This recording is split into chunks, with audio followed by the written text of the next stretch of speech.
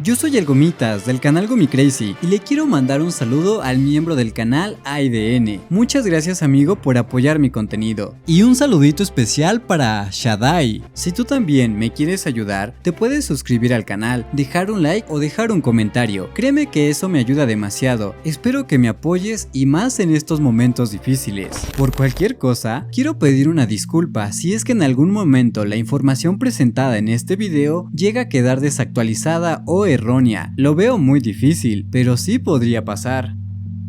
Como muchos de ustedes saben, El alimento del miedo es una película mexicana perdida que he buscado por casi 3 años seguidos y a lo largo de la búsqueda he realizado 2 videos del tema. El primer video es muy superficial y se limita a mencionar lo que todos decían en internet. El segundo video es una versión más completa y que recomiendo ver antes de ver esta tercera parte, ya que en ese realicé una investigación a fondo, descubriendo quién se quedó con la película y el por qué esta cinta muy difícilmente verá la luz. Ya sé que me ausenté mucho tiempo y créanme que si no hubiera tenido problemas este video ya lo hubiera publicado hace 6 meses, pero las cosas no son así y hoy por fin daré un cierre a este tema y espero romper con la maldición que sufrí a causa de esta película. Hoy les contaré de qué trata la cinta del alimento del miedo y mostraré varias escenas de la película.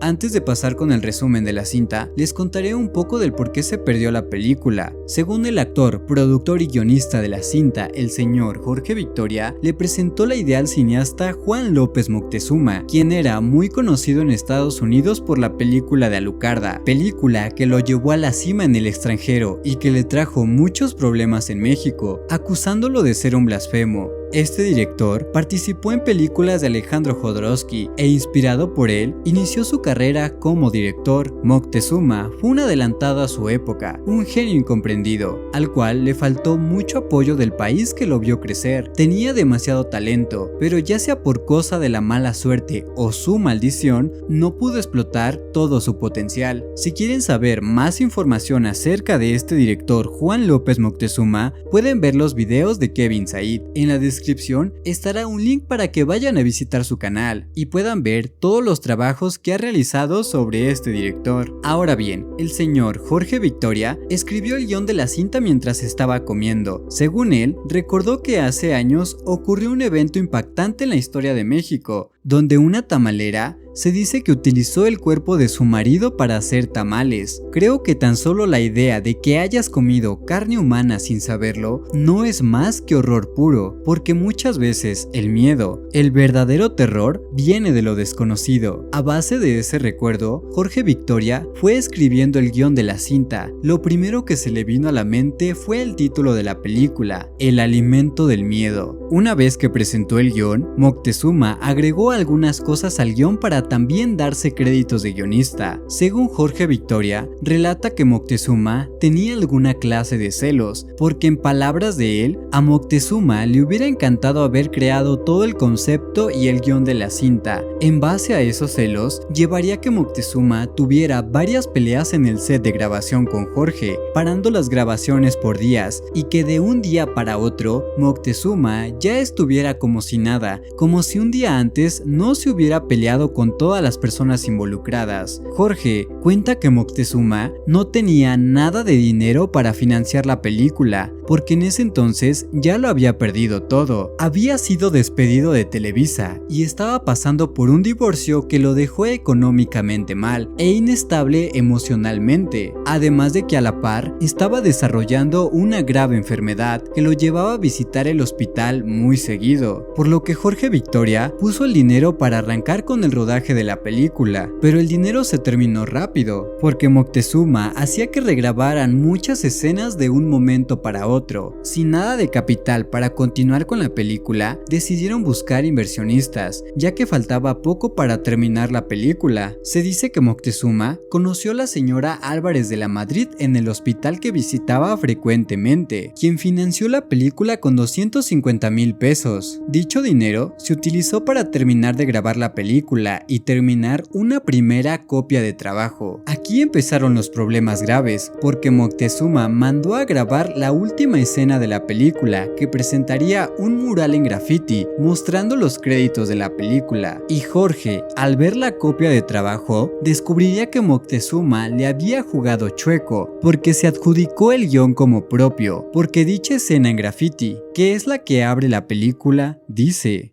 una película de Juan López Moctezuma, basada en una idea de Jorge Victoria. El problema es que dice basada en una idea de Jorge Victoria, y a mí no me parece justo esto, porque Jorge Victoria escribió el guión completo de la película, y Moctezuma solo agregó 2 o 3 cosas, y sin miedo a equivocarme, puedo decir que lo único que agregó Moctezuma fue algunas referencias que realiza el personaje que él interpreta. El director quería todo el crédito para él, incluso descubrí que a principios de los 2000 solo le daban créditos a Moctezuma como guionista de la película, además de que en varias páginas de internet relativamente recientes es posible ver cómo solo se le adjudica créditos a Moctezuma de guionista, dejando de lado por más de 20 años a la mente detrás de este guión.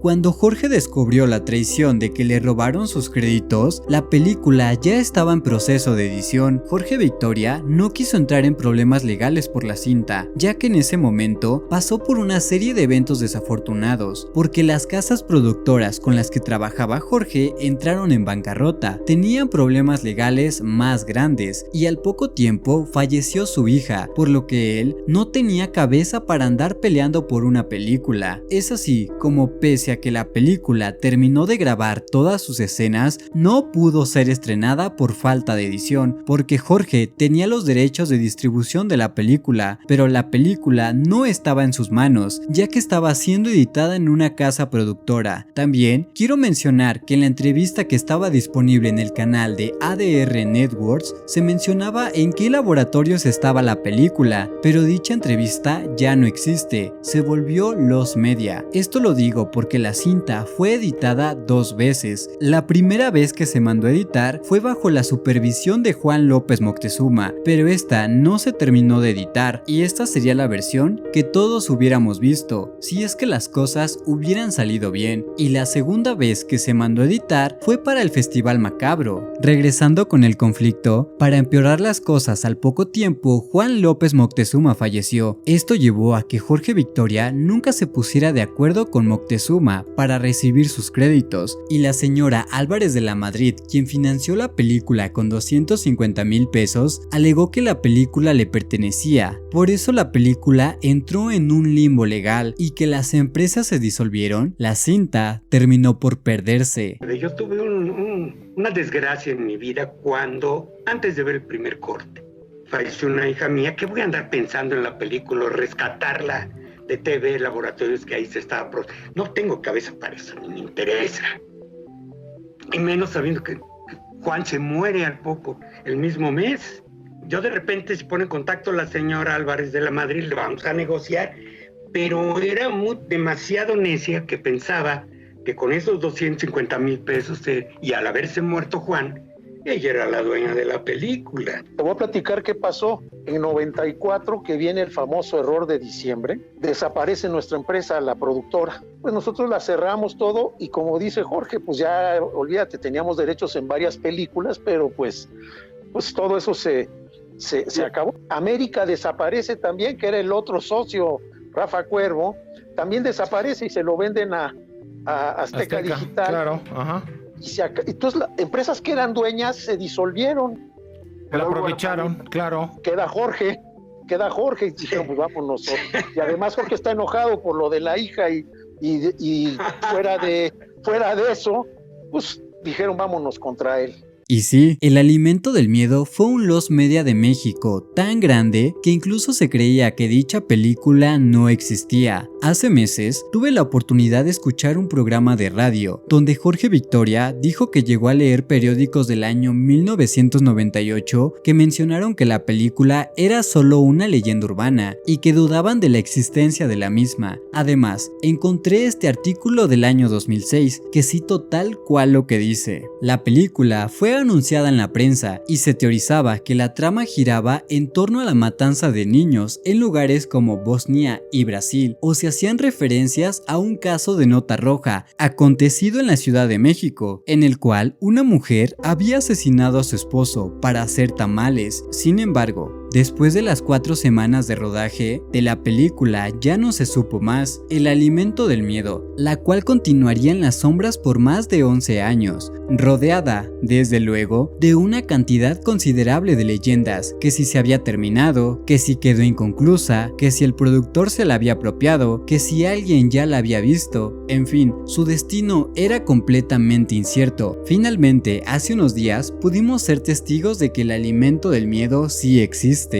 Este artículo que acabo de leer confirma que hubo muchas notas periodísticas de la cinta antes del 2006 que se referían a la película como una leyenda urbana, llena de muchas dudas sobre si este material existía o no. Estoy seguro de que varias de esas notas periodísticas deben estar perdidas. Jorge cuenta que varios años después del fallecimiento de Moctezuma y desde que se perdió la película, pasaron varios años hasta que apareció un hombre que supuestamente era un abogado y que a la vez podría ser un familiar de la señora Álvarez de la Madrid. Aquí quiero aclarar que Jorge Victoria dejó en claro que el supuesto abogado se llamaba Francisco Zendejas, y por estos artículos que encontré del año 2006 se aclara que el nombre y el apellido son los mismos, dando por hecho de que este señor sí se llamaba Francisco Zendejas. Esto lo quiero poner en mi defensa, porque en el video pasado me dijeron muchas veces que estaba mintiendo con el nombre, y aquí están las pruebas de que siempre dije la verdad. Este abogado, Francisco Zendejas, se robó la película y alegó con Jorge de que supuestamente se había encontrado la película y que dicho material le pertenecía a la señora Álvarez de la Madrid. El abogado se presentó con Jorge Victoria para llegar a un acuerdo y que este cediera los derechos de la película para que pudieran estrenarla, sin que Jorge Victoria recibiera regalías por su trabajo ni dinero por transmitir la película en cadenas de televisión. Técnicamente el abogado quería aprovecharse de la situación y quería todo lo que se pudiera ganar de la película para él, pero Jorge Victoria no estuvo de acuerdo y contrademandó para recuperar lo que por derecho le pertenece. Pero como mencionan las personas en la entrevista, las leyes en México están mal, porque a pesar de que Jorge peleó y dio pruebas de ser el legítimo dueño de los derechos de autor de la cinta, las autoridades correspondientes no han hecho nada para aclarar la situación y regresarle todo su material a Jorge. Y lo peor de todo es que la película ya fue manipulada por Francisco, sin recibir consecuencias. Además, quiero decir que este supuesto abogado posiblemente era algún heredero de la señora Álvarez de la Madrid, y este señor Francisco Zendejas se quedó con la copia de trabajo, es decir, se quedó con todo el material que se filmó, y por este documento que están viendo en pantalla, se sabe que mandó a editar la película en la casa productora El Barandal en el año 2003 a 2004, y esta versión fue la que se presentó en el Festival Macabro del 2006. Ese año, 2006, se dice que hubo mucha promoción para la exhibición de la cinta, donde a pocos días del estreno el señor Zendejas dijo que la película fue editada siguiendo los deseos de Juan López Moctezuma, con el único fin de conseguir la inversión necesaria para llevar a cabo la restauración en 35 milímetros de la película. Y ahora sabemos que lo que se presentó en el Festival Macabro del 2006 es una traslación a DVD que no tiene ningún tipo de corrección de sonido, luces o color, y por lo que decía en la entrevista el director Ulises Guzmán, la película está tan mal editada que se notan los recortes, como si lo hubiera editado un principiante. Abro paréntesis, quiero decir que como fanático, seguidor de la búsqueda de la película, no creía que Ulises dijera la verdad, pensé que estaba exagerando un poco, pero ya que pude ver algunas escenas, puedo decir que sí tenía algo de razón, además de que visualmente la película no se ve bien, por lo que veo nunca restauraron el material, y es una pena, porque la atmósfera de la película es increíble. Cierro paréntesis. Además, Jorge Victoria dijo que la película que tiene en su poder el señor Zendejas no representa la visión de Moctezuma y que no respeta las ideas de lo que el director quería meter en su película. Ahora, yo creo que esta versión que se presentó en el Festival Macabro y que es la versión que conocemos, se realizó a las prisas para sacarle el dinero a los inversionistas, ya que al ver que Jorge no regalaría la película, el señor Zendejas buscó la manera de sí o sí sacarle dinero a la cinta. Eso explica por qué nunca se supo más de la película y por qué nunca movió ni un dedo para restaurar el material. El señor solamente quería tomar todo el dinero que pudiera y darse a la fuga.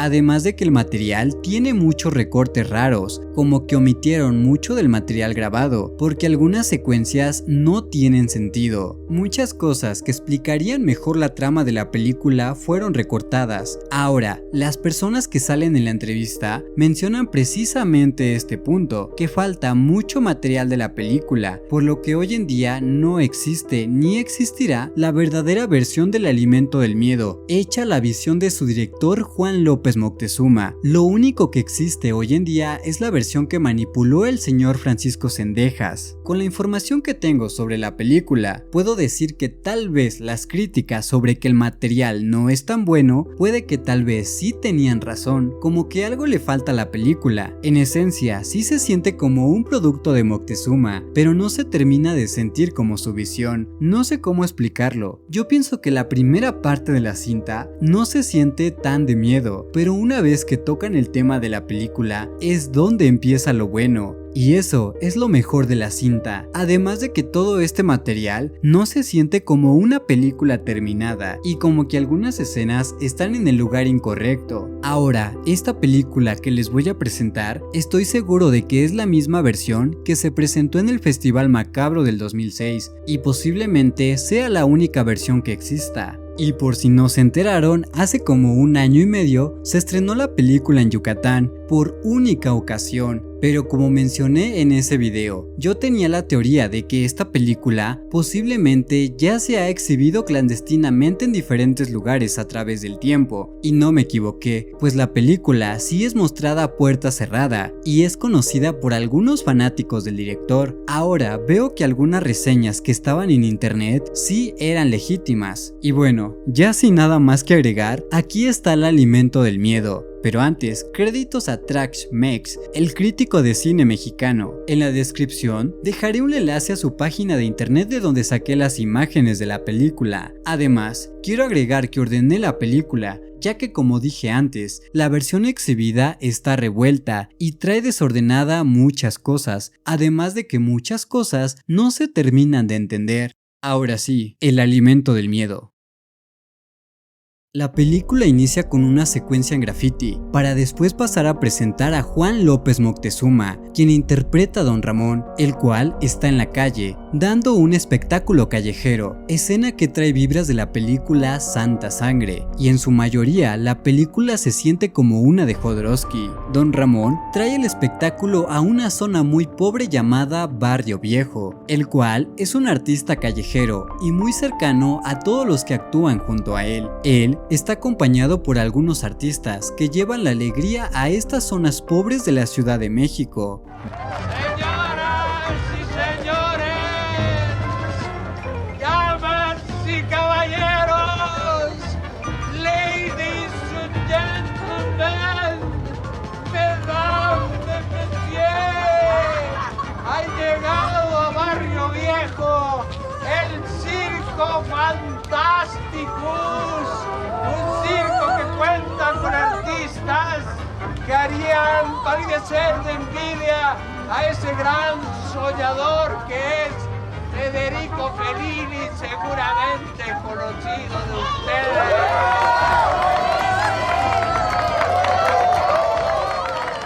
Este personaje lleva una vida diaria con el recuerdo de viejas glorias y está acompañado por su esposa llamada Petra. Petra es una señora de carácter pesado que odia la vecindad en la que vive y que desde hace tiempo dejó de querer a Don Ramón debido a que el dinero no les alcanza, por lo que ella se ha visto en la necesidad de vender tamales en la calle. Don Ramón, en la mayoría de la película, se la pasará estando borracho, dando espectáculos en la calle y pronunciando groserías, maldiciendo la vida injusta que le tocó vivir. Continuando con la trama, uno de los artistas callejeros consigue sustancias malas y le ofrece a Pepito. Pepito es un niño que también se gana la vida como payasito. Vas a ver que con un toque se te van a olvidar todos tus problemas.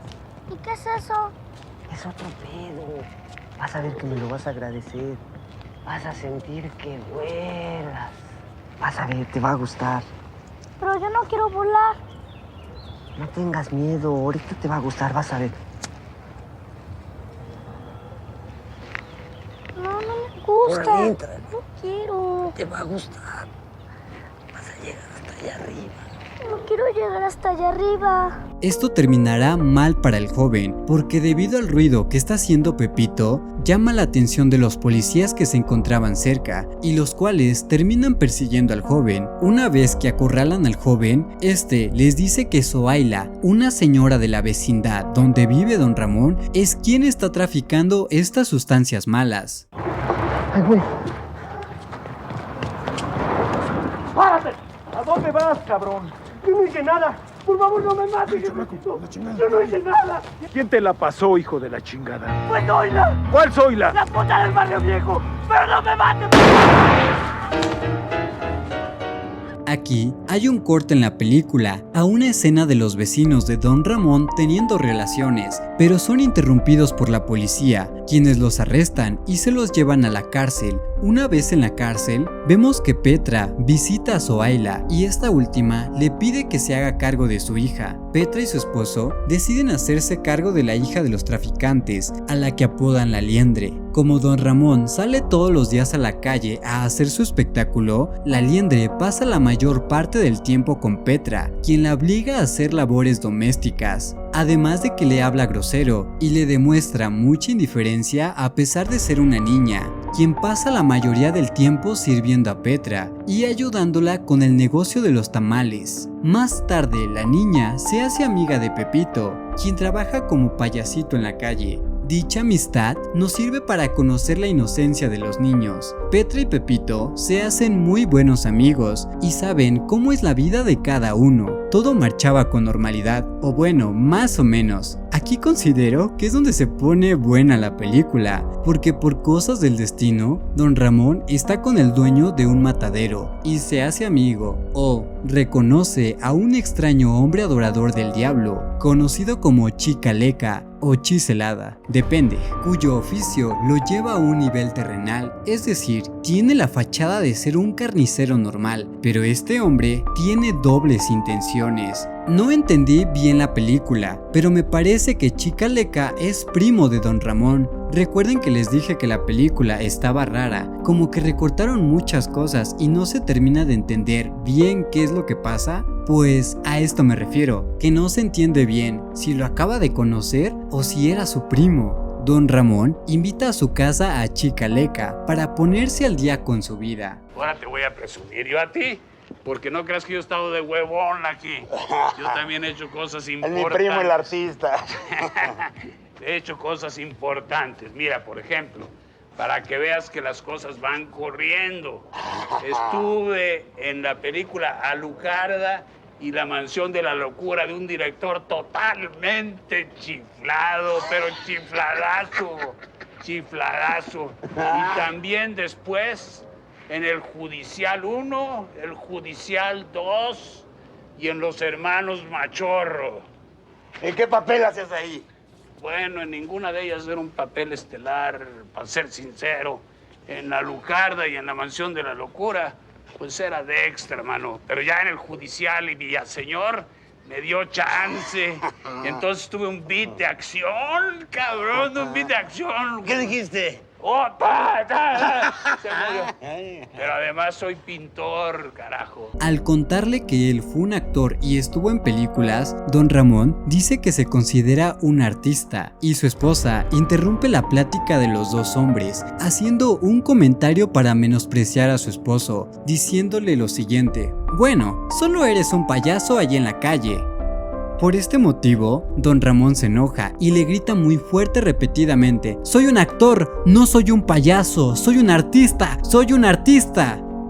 Creo que estas escenas son increíbles, además de que este personaje de Don Ramón, interpretado por el mismo Juan López Moctezuma, hace muy buenas referencias a su propia vida y hacia el país que terminó por darle la espalda. Esto es una crítica a su vida misma y cómo terminó exiliado durante un periodo en Estados Unidos, dando lugar a que en algún momento lo tuvo todo en México, y cómo pasó de esto a terminar en el abandono, divorciado y con la separación de sus hijas, además de que aquí en México lo llamaban el director loco, como menospreciando todo lo que este director era. Todo esto contado amargamente por el propio payaso del filme, además de que en esta secuencia hacen referencia a sus películas. Incluso se puede ver que en el fondo hay un póster de Alucarda y la Mansión de la Locura. Como dije, este director era un adelantado a su época.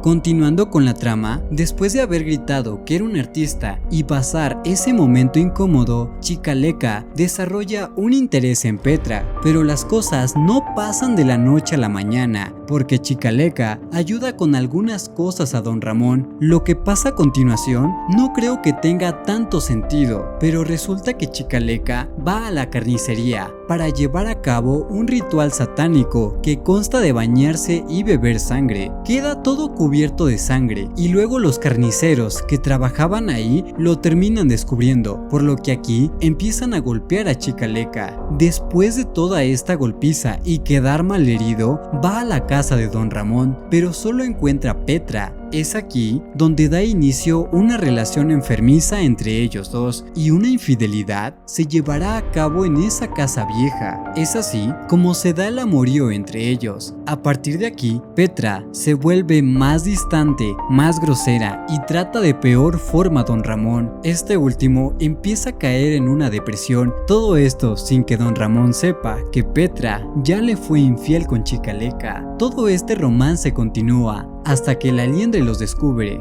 Petra se enoja con la niña, le dice que es una niña metiche y que se calle, pero debido a toda esta situación hace que don Ramón se entere de todo lo que está pasando, y eso desencadena una pelea entre los tres, en donde la liendre pierde la vida. Aquí, Chicaleca empieza a decir que deben hacer algo para evitar problemas con la policía, y Petra da la idea de que deben utilizar el cuerpo para hacer tamales, y eso es lo que pasa. Hace tamales y los empieza a vender.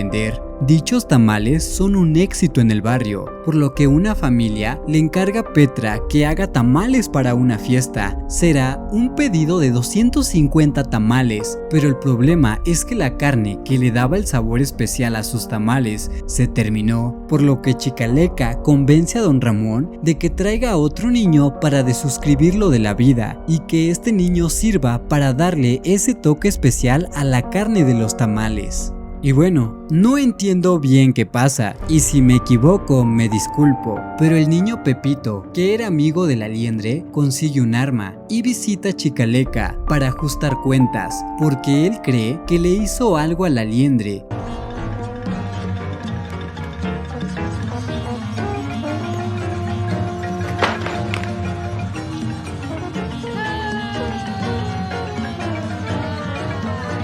¡Dame la pistola, cabrón! ¡No te la voy a dar! ¡Dime que le hiciste a la liendre! ¡Dime dónde está, te disparo! ¡Dámela, hijo de tu chingada madre! ¡Basta, cabrón! ¿Qué le hiciste a la liendre o te mato? Dámela. No estés jugando, cabrón. No estoy jugando. ¡Dime dónde está la liendre o te mato! ¡No, Pepito! ¡No! ¡Deja! La arma se dispara y no sé bien qué sucede, pero me parece que la madre del niño recibe un impacto de bala, pero no solo ella, ya que también Chicaleca termina herido. El chiste es que al final la fiesta se lleva a cabo. Petra logra entregar todos los tamales a tiempo y menciona que por poco y le falta carne para terminar los tamales, pero que ya los terminó todos. Una vez que entrega los tamales y se retira Petra, la fiesta se celebra y vemos cómo toda la familia está a gusto comiendo tamales. Serenata a darle a mi comadre, Éntrele con los tamalitos, comadrita. Y cuando estaba re contento, cantando bien bonito, que sale mi compadre. ¡Qué gacho Nacho! ¡Anda borracho! ¡Ay! ¡Qué vida tan repadre! Lástima que cuando tomo yo le canto a mi compadre. Dije al compadre, no a la comadre, hombre.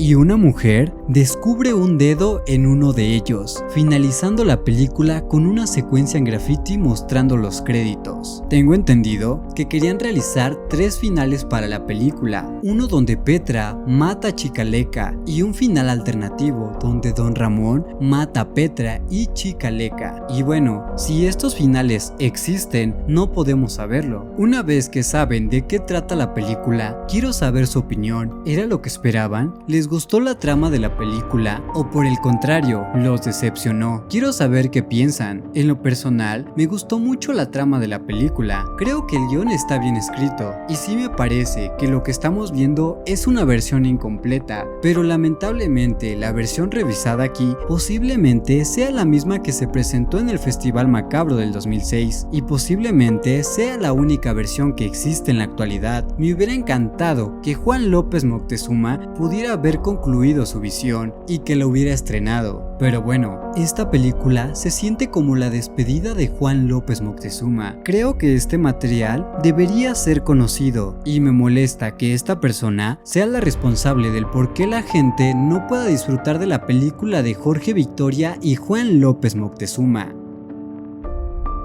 Mi crítica es que no es una película para todos los gustos y muy difícilmente se verá estrenada en salas comerciales, pero para el consuelo de todos, lo que nos queda es que por fin sabemos de qué trata la película. El alimento del miedo no se limita solamente a un tamal con carne humana, sino que va más allá y es una película de horror puro de principio a fin. Su atmósfera es muy oscura y sucia. Moctezuma y Jorge Victoria buscaron la deconstrucción de los personajes, donde por el hecho de vivir cotidianamente en la pobreza e ignorancia los lleva a la decadencia moral y mental y que degenera poco a poco a los protagonistas para que tomen decisiones terribles que lleva al final a uno de ellos. La locura se desata en esta película, donde todo puede pasar y termina pasando. Lo último que se supo de la película es que el director quería que la gente conociera esta película, que sus fanáticos o el pueblo pudiera ver su obra, porque para eso la hizo, para el público. Y espero y deseo que el señor Jorge Victoria recupere lo que por derecho le pertenece. Quiero saber cuál es su opinión de la película. Antes de finalizar, los quiero invitar a que me sigan en mi cuenta de TikTok. El link estará en la descripción de video. Síganme por allá, no sean malitos. Y también síganme en Instagram. Próximamente les compartiré el link de Twitch,